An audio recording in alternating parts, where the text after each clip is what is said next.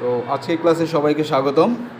আজকে আমরা শিখব হচ্ছে 44 ও 18 এর গসাগু নির্ণয়। এটা আমরা নতুন একটা পদ্ধতিতে করব, ভিন্ন রকম একটা পদ্ধতি। সেটি হচ্ছে যে 44 এবং তোমরা দেখো, লক্ষ্য করো এখানে যে 44 এবং কী আছে এখানে 44 সেন্টিমিটার আর হলো 18 সেন্টিমিটার। আমাদের এখানে কিছু কাগজের স্ট্রিপ তৈরি করতে হবে, তাই না?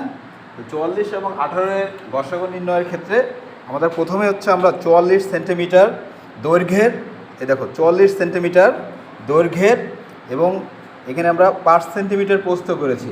এই প্রস্থটা আমরা চাইলে 5 সেন্টিমিটারের কম বা বেশি যে কোনো মাপের আমরা নিতে পারবো প্রস্থের ক্ষেত্রে, কিন্তু প্রত্যেকটাই সেম মাপের নিতে হবে প্রস্থ।